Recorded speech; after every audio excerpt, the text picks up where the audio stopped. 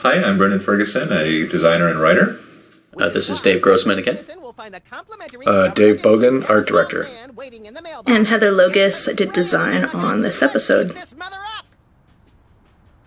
So here we are reminding every player that Max is still the President of the United States.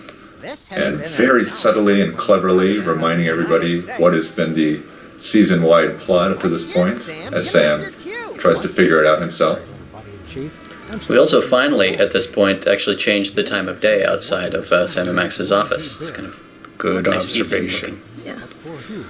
That's something we wanted to do a couple times. We wanted to do different times a day. We just didn't have the bandwidth to pull it off. Emetics, the handbook for multicolored happiness by Hugh Bliss. Colors. No. One of the nice things about Sam and Max is that those characters can say almost anything, so we can get away with saying very obviously contrived, plot exposing things like that all the time. And all just works as a joke. If you notice, you can see Hugh Bliss's eyes just on the windowsill there. All right. He's just looking at Sam. And you can see Leonard still in the closet, I never did trust him. which is kind of sad. I feel kind of sorry for Leonard. It's cozy in there. What was the reason Does for... he get to go to the bathroom ever? We assume Maybe so. he does. That will be in the deleted scenes. The rope is yellow. Ew. Ew. So why did we leave the door open at the beginning of this Well, episode in again? this particular episode, unlike the other ones, you actually do need something from the closet. By the way, if you've never played this episode, please leave or your DVD will be forcibly ejected from your drive at this point. Because I'm about to reveal that a very critical item is in the closet in episode 6, and so we wanted to make sure that people were especially inclined to notice the closet when they went in that office and not just think, oh yeah, it's just the same old junk that's in there. Right. I think some people were they were rubbed a little bit the wrong way when they saw this orange title sequence for the second time. Orangephobics, you mean? It's a different orange, so get over it.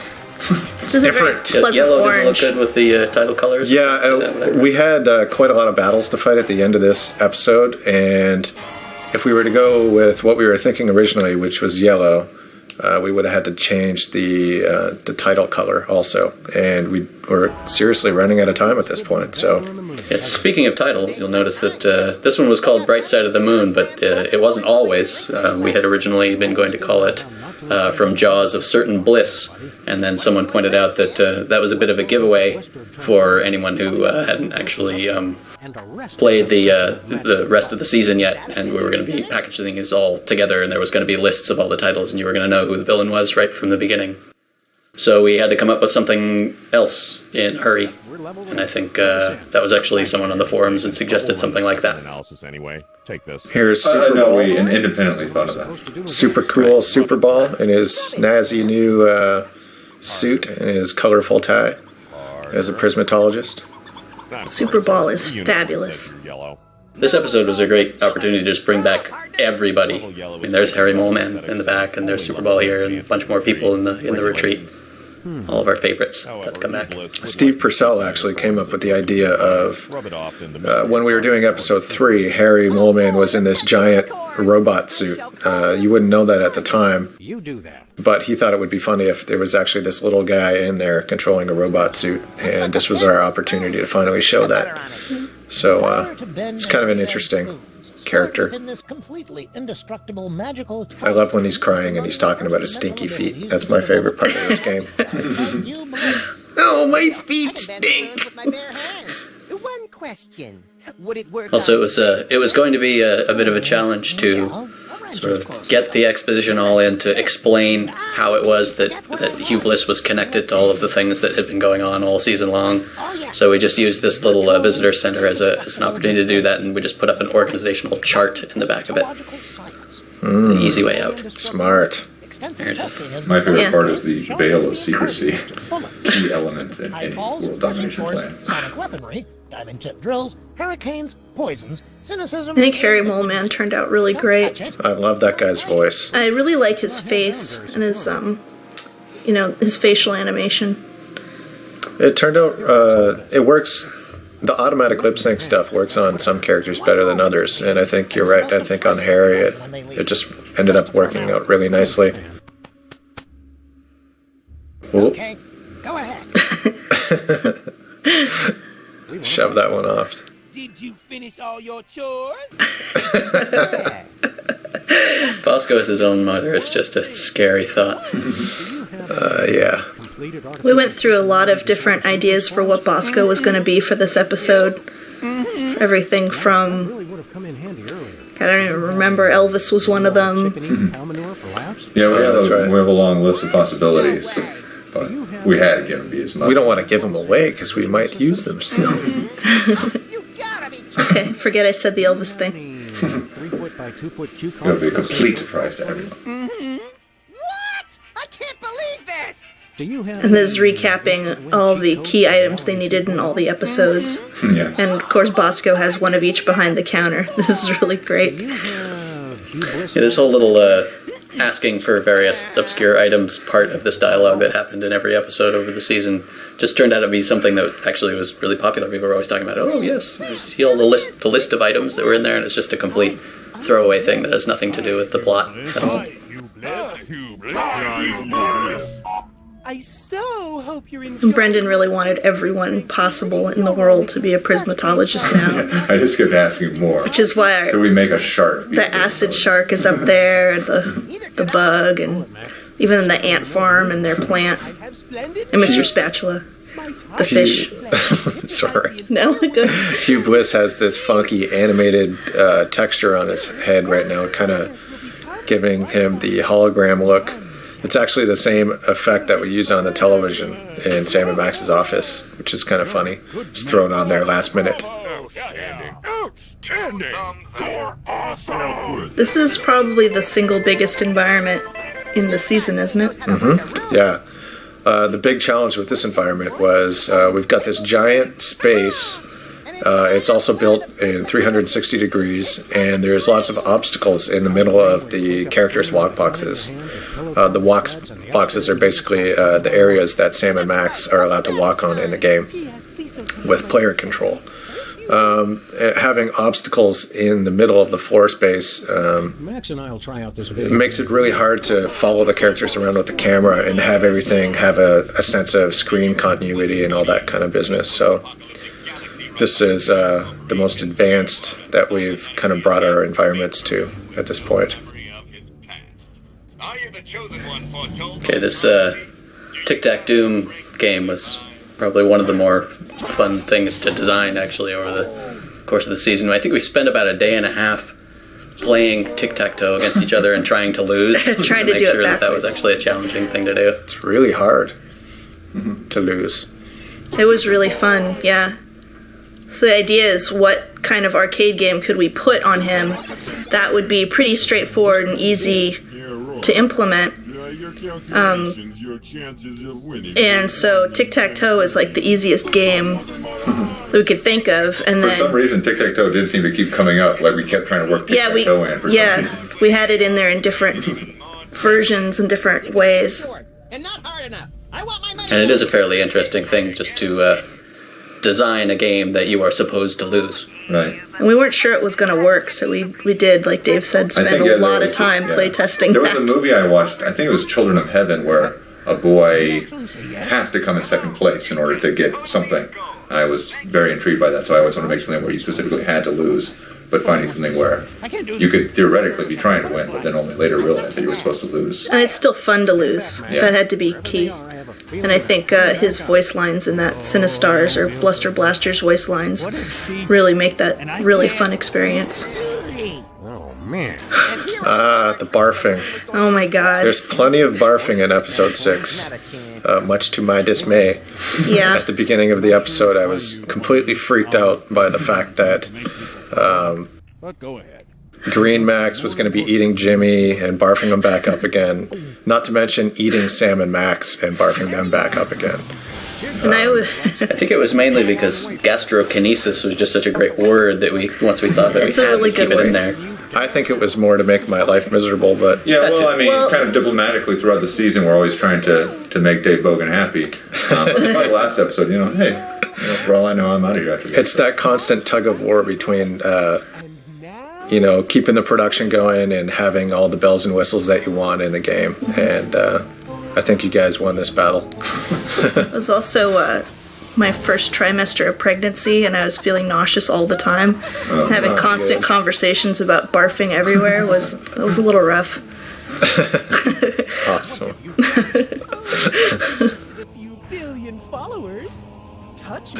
I think this episode by far is the most cinematic.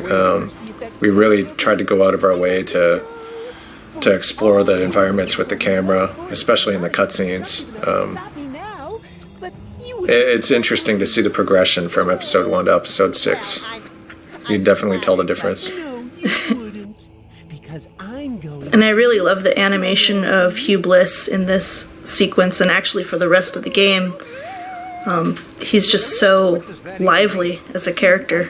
That's a great point. When we first introduced the character, it was in episode 2, is that right? Mm-hmm. We didn't want to make him stand out too much because obviously we're going to use him in the later episodes. And that was a challenge in itself. But I wasn't really feeling it for Hugh. He didn't seem like the big mega villain that we needed him to be. And when we started to animate this guy in episode 6, we just went to town. And with all our crazy influences, like, I don't know if I'm allowed to say that. Am I allowed to say that? Like, you can edit it out. Michael Jackson and Doug Henning and all these crazy, crazy characters that we know from our real lives. How can we get them into this crazy evil magician guy that will just make you feel weird and keep you laughing, but also keep you cringing? I think we're pretty successful with it in this last episode. We keep you cringing. Yeah. Right to the end.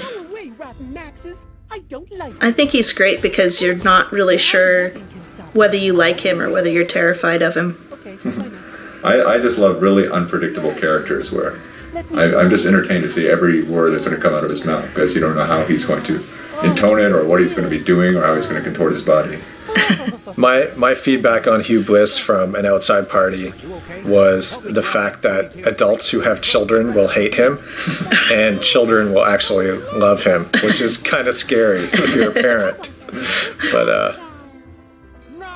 I think that's a good place to be. You have an evil character that people get emotionally involved with. Yeah. That's the important thing. One of my favorite things about this episode was the look on John Scro's face when we told him that we were going to need to make 3 different versions of Max that had different pieces of himself removed, and that they were all going to have to be able to come off and go back on and float around in space. John Scro's our technical artist who deals with attachments and rigs and bones and basically all the problems that the designers create. So this was by far the most challenging episode, but I think it has the biggest payoff also. This is also one of the most violent episodes in some ways. The hand cutting off puzzle, you ripping all the body parts off of the different Maxes. Hey, it's a cartoon. But it's very much in the spirit of the comic, I think. They're made of rubber. Let's see if I can get any reception for this thing. They don't bleed, so Yeah, they must be okay. Guts. It's not gross, it's just kind of a little bit violent. Well, We went through so many versions of the getting the tail puzzle for Slothful Max. Yeah, it's difficult to come up with a way, a character who doesn't move, how does he pose as an interesting adversary? So we give him some magical stiffness. We were going to have a dance sequence. All of a sudden, I feel like watching. I forget how that even, what that even had to do with Sloth Max, but I know it had something to do with him. Here's you saw in the background there was a billboard with a bunch of posters on it. The environment artists had a good time coming up with those posters. There's the moon version of Smokey the Bear, and an advertisement for a new Moon Dude Ranch. Just really, really good opportunities to come up with some funny things. There's other stuff up there that you can't quite see in the game, like a note that was left for Buzz Aldrin, I think, by the rest of the Moon crew. Hi, I'm Hugh Bliss. Stop saying that! Huh? It was one of our great goals for the season to turn everybody on Earth essentially into Max, which we finally got to do right here. I'm too nice. That said, die, bunny! Wrong. This episode, and actually this ending sequence, is probably the most effects we've used in any of the episodes combined.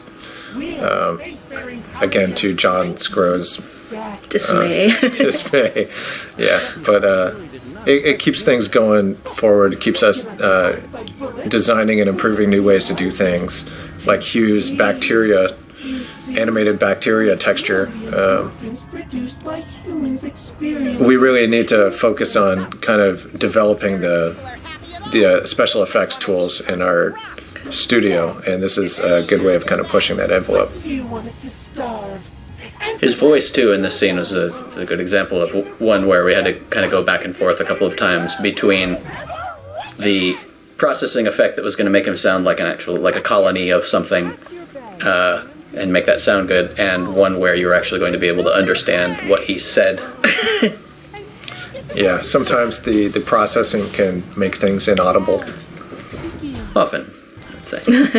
Ladies and gentlemen, This last part, it was really important to Brendan that he has this big, crazy magic act at the end. Yeah, so this is another one of the good examples of me saying, I just want it to be awesome, guys. Just make it great. And then They Dave did. Bogan and Daniel Herrera and the animators just go off and come up with so much stuff that's so creative and interesting to look at. I love it. I got excited. So I get to enjoy it just the same as you. Kim Lyons put in these optical illusions in the background. There's one, you can kind of see one in the corner there, that if you look at them full on, they really make you kind of sick, actually. Hey, you But it's good. break this.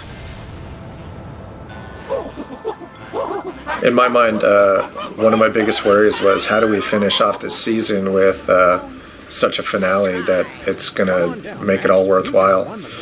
And starting out, I had no idea this is what we're going to end up with, and I think we're all pretty happy with where it ended up. It's pretty freaky and funny. My next number one, I shall Right, well, for this particular episode, we struggled a lot with the fact that we did have this long-running goal to make the entire world be hypnotized as Max, and yet, in order to have a satisfying climax confrontation against the villain, it was kind of hard to allow both those things to happen, so we decided to actually move a lot of the, fallout of your actions in this episode into the closing credits.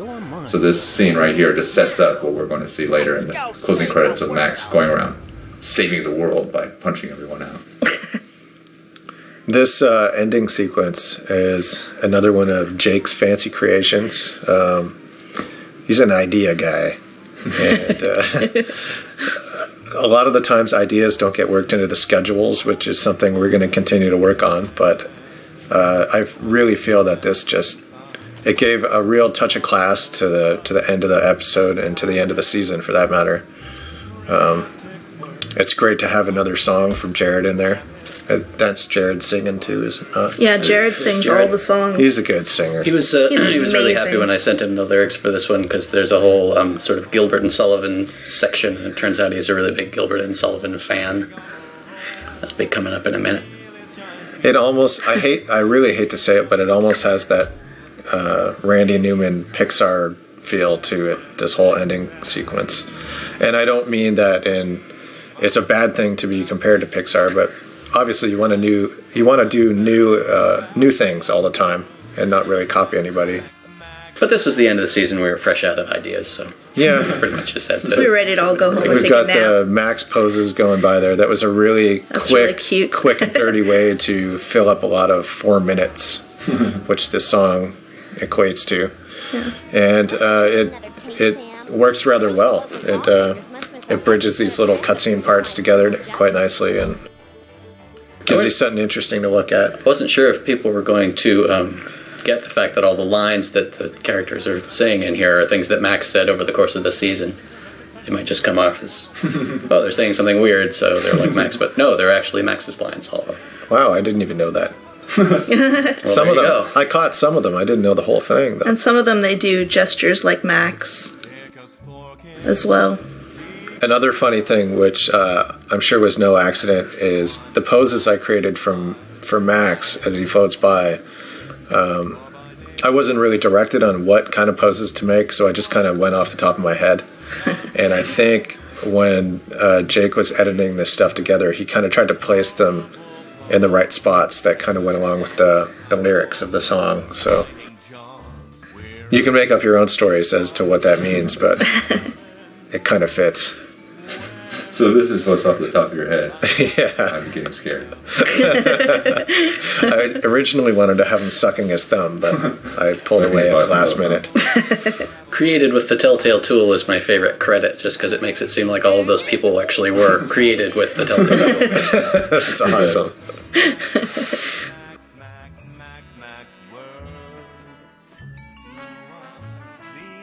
And the ending coming up here is just, I couldn't think of a better way to end off the season in the credits. The final visual that you see is, in my mind, kind of perfect for Sam and Max.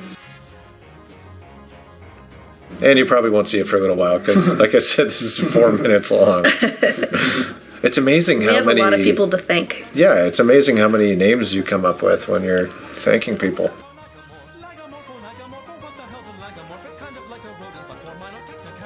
I haven't been reading, though. Have they been changing a lot? The people that we're specially thanking every time? I've never finished an Ember game, so I have no idea. It's pretty amazing. With all the people that we thanked, we managed to leave out a few people. And like I said, the schedule was so condensed at the end. Randy had steam coming out of his ears trying to pull all this stuff together at the very end, and we managed to forget about some of our testers, our play testers, and the people on our website, and a lot of others that were missed. And we're sorry. We're But very we appreciate sorry. it. We love you. Yes. We love you a lot. Bye-bye.